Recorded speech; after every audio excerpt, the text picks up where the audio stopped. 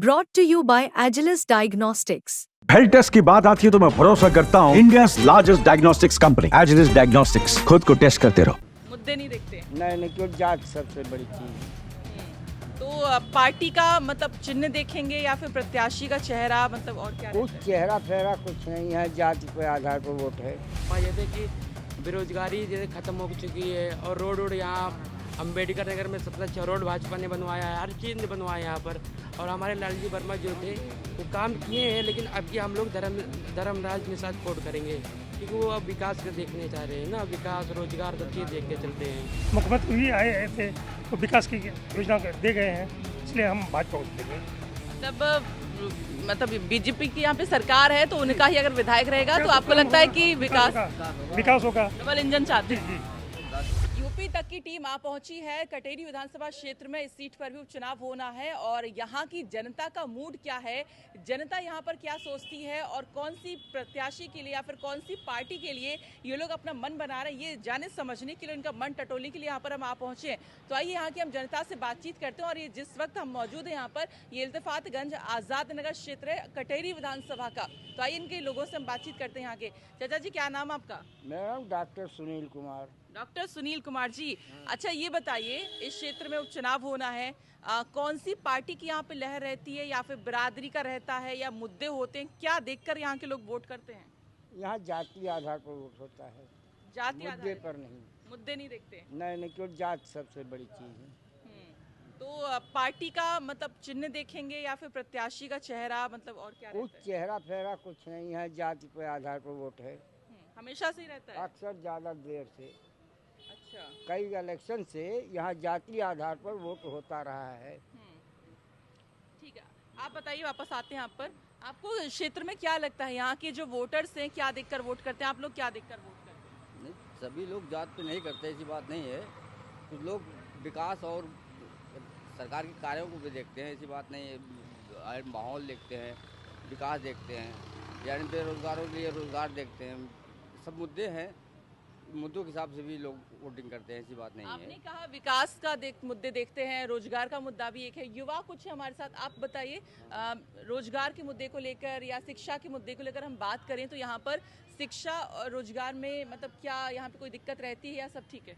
नहीं मैम, यहाँ पर कोई दिक्कत नहीं रहती है। जैसे कि हमारे भाजपा सरकार में बहुत कुछ काम हुआ, जैसे कि बेरोजगारी जैसे खत्म हो चुकी है और रोड यहाँ अम्बेडकर नगर में सबसे अच्छा रोड भाजपा ने बनवाया है, हर चीज़ ने बनवाया है यहाँ पर। और हमारे लालजी वर्मा जो थे वो काम किए हैं, लेकिन अब की हम लोग धर्मराज निषाद कोट करेंगे क्योंकि वो अब विकास को देखने चाह रहे हैं ना, विकास रोजगार सब चीज़ देख के चलते हैं। लालजी वर्मा ये सब और जो शुभवती वर्मा वो नहीं देखते? नहीं, वो देखते थे, लेकिन जैसे कि अब हम लोग को जैसा मोड है वही सिर्फ आपकी हम लोग भाजपा को चुनाव में भाजपा को दिया जाएगा। आप भाजपा मतलब चिन्ह देख रहे हैं या पार्टी या कैंडिडेट? नहीं, भाजपा को हम लोग पहले से नहीं, जो धर्मराज निषाद वो बहुत अच्छे आदमी हैं, इसकी वजह से हम लोग धर्मराज निषाद को देंगे। जी मैम, आप बताइए। भाजपा को देंगे। भाजपा जो सत्ता से जुड़ी है, यहाँ पर विकास होगा। मुख्यमंत्री भी आए थे तो विकास की योजना दे गए हैं, इसलिए हम भाजपा को देंगे। मतलब बीजेपी की यहाँ पे सरकार है तो उनका ही अगर विधायक रहेगा तो आपको लगता है कि विकास होगा। डबल इंजन चाहते हैं? सरकार डालेगी डबल इंजन की तो 1.5 साल अगर बचे हैं, 2 साल तो काम तो होगा ही। अगर दूसरा विपक्ष हो जाता है उसके पास जाएंगे तो कहेगा हमारी सरकारें नहीं है, क्या करें हम। ठीक है, मतलब लोकल में बीजेपी, राज्य में बीजेपी, देश में भी बीजेपी। आप बताइए क्षेत्र में क्या रहता है, यहाँ पे क्या हवा रहती है? मतलब यही है कि पूर्वांचल के गांधी जयराम वर्मा, गांधी जी के वक्त से तो यही मतलब वहाँ से चला आया। लालजी वर्मा, गोपीनाथ वर्मा, समाजवादी, सपा, बसपा, मतलब यहाँ ज़्यादातर वही है वर्मा। और उसमें मुस्लिम जैसे लाल जी से अब तो समझ गए, डॉक्टर साहब ने पहले बताया। मैडम ये बसपा आपका लग रहा है सिग्नल आपने दे दिया लाल जी।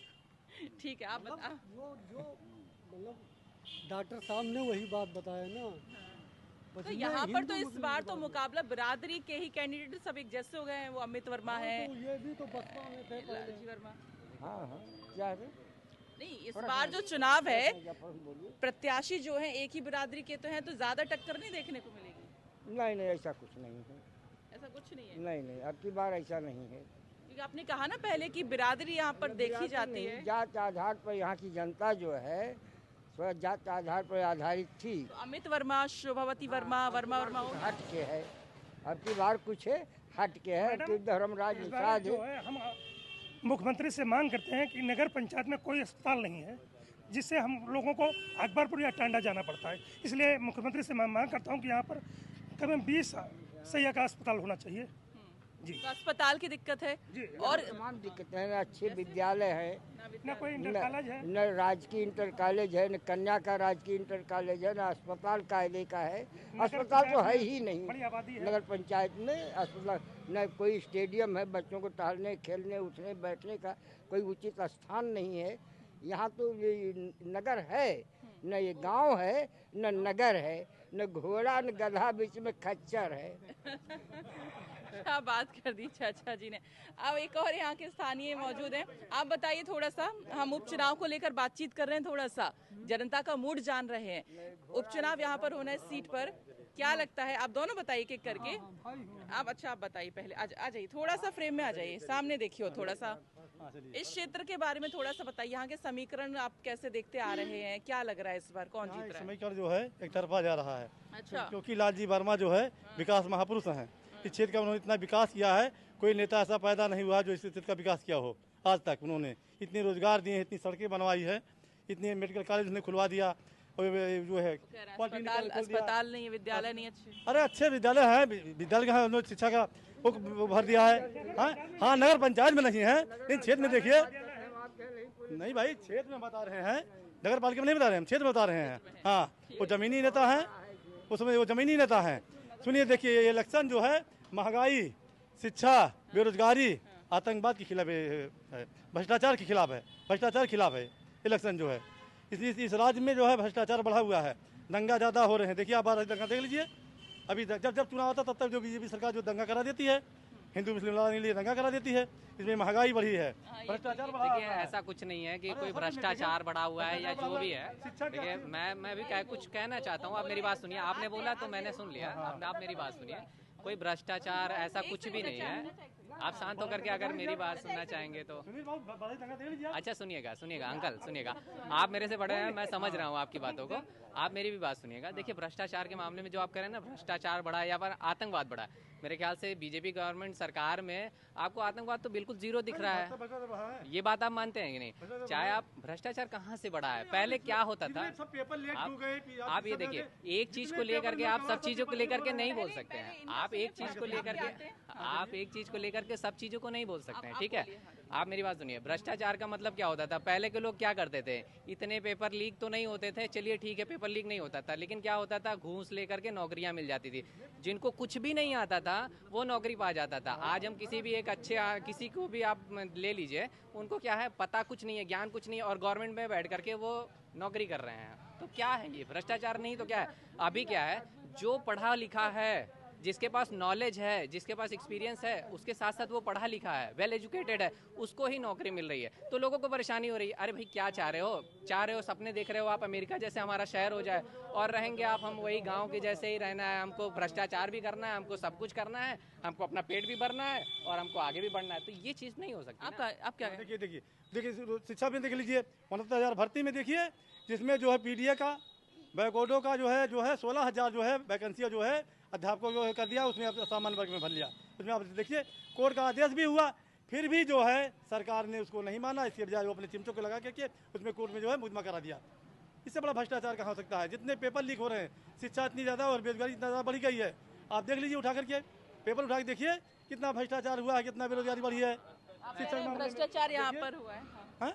अच्छा ठीक है, आप बताइए थोड़ा सा, क्षेत्र में आपको क्या मुद्दे लगते हैं जिन पर वोटर्स वोट करते हैं?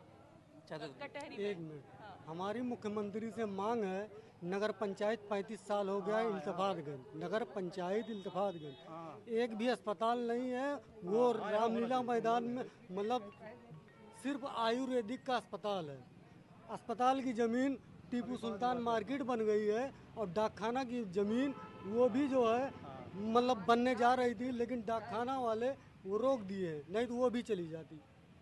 तो यहाँ पे थोड़ा सा और डेवलपमेंट की जरूरत है। आपने भी चाचा कहा कि विद्यालय, और अगर आपकी नगर पालिका में अस्पताल की बहुत जरूरत है, तो इसको हम भी मान रहे हैं। नगर पंचायत में, लेकिन जो है कटेरी ब्लॉक में, जो कटेरी क्षेत्र में जो है जो मौजूदा एमपी माननीय लालजी वर्मा और उनकी पत्नी प्रत्याशी हैं समाजवादी पार्टी की, उन्हीं के इशारे पर उन्हीं के द्वारा कैंडिडेट नगर पंचायत अध्यक्ष के द्वारा अस्पताल की जमीन पर टीपू मार्केट बनवा दी गई। तो विधायक जी को दर्द नहीं हुआ, न दिखाई पड़ा नगर पंचायत के इल्तिफात रही। ऐसा हुआ था कि अस्पताल की जमीन पर मार्केट बनवा जी हुआ। मैं तो देहात क्षेत्र में सच कह रहे हैं। इस क्षेत्र में मुझे जानकारी नहीं। मार्केट बनी टीपू नगर पालिका है, देहात क्षेत्र से मुझे जानकारी नहीं इस बारे में। नगर पालिका के बाद विधायक जी के सबसे चहेते चेयरमैन माननीय निजाम मोहम्मद अंसारी के द्वारा टीपू मार्केट बना दिया गया। विधायक जी को इल्फातगंज जनता की जरा सा दर्द नहीं है। और विधायक जी अपने कार्यकाल में मेरे सामने 5 बार वो विधायक रहे हैं, 3 बार मंत्री रहे हैं, पहली बार एमपी हुए हैं इस नगर पंचायत में। वो बता दे एक बल्ब उनके नीचे लगा हुआ हो तो मैं राजनीति से आज ही इस्तीफा दे दूंगा, राजनीति से इस्तीफा दे दूंगा, तुरंत दे दूंगा भारतीय जनता पार्टी से। 40 साल से लगे बसपा से जन्म देने वाला व्यक्ति मैं हूँ। नगर पंचायत में मतलब बहुजन समाज पार्टी के जन्म देने वाला माननीय काशीराम के साथ दाहिने पर चलने वाला व्यक्ति मैं हूँ। माननीय विधायक जी को भी राजनीति का कटहरा सिखाने वाला मैं हूँ। नाराज दिख रहे हैं क्योंकि नाराज नहीं हूँ। विकास, जब नगर पंचायत विकास की बात आती है, विकास के मुद्दे पर नगर पंचायत में कोई विकास नहीं हुआ। कोई एमपी एमएलए एक बल्ब नहीं लगवाया है। ये शासन के पैसे से जो भी विकास हुआ है, हाँ। जो शासन के पैसे का जो भी विकास हुआ नगर पंचायत में स्वतः विकास हुआ है। ये कह रहे हैं कुछ विकास नहीं किया लालजी वर्मा ने। ये सब झूठ, सरासर झूठ है। नगर पालिका का अलग से बजट आता है, उसके द्वारा से विकास होता है। उन्हीं के सभासद उनकी चेयरमैन है, विकास पूरा हो रहा है। ये सब तो मिथ्या है, इस प्रकार की सब बातें मिथ्या है। ठीक है, नाला है, ठीक है, ये नाला है 18-20 फीट चौड़ा नाला। तो लंबी चर्चा हो जाएगी, मैं समझ सकती हूँ। बन चुके हैं नाले पर कमरे बन चुके हैं जिसका पानी सालों साल। नाला है, नाले के ऊपर कमरे बन गए हैं, नाला बंद हो गया है और बरसात होती है तो यहाँ से पानी भर जाता है। सब इतने यहाँ के खटी गए, सबके घर डूब जाते हैं पानी में। तो देखिए यहाँ पर इल्तिफातगंज के यहाँ पर आज़ाद नगर के लोगों से हमने बातचीत की है तो एक मिला जुला रिस्पांस यहाँ पर सामने आ रहा है। कोई कह रहा है कि यहाँ पर जो मुकाबला है बिल्कुल एक तरफा यहाँ पर नजर आ रहा है, सपा प्रत्याशी जीत रही है। लेकिन दूसरी तरफ यहाँ पर हम देख रहे हैं कि कहीं ना कहीं सपा प्रत्याशी से भी कुछ लोग यहाँ पर नाराज दिख रहे हैं। उनका यहाँ पर ये कहना है कि भाई यहाँ पर जो अस्पताल की जमीन थी उस पर एक टीपू सुल्तान मार्केट यहाँ पर बना दिया जाता है। अब देखना ये होगा कि जनता किसके पक्ष में फैसला सुनाती है परिणाम आने पर। यूपी तक के लिए कटहरी से सरिता तिवारी की रिपोर्ट।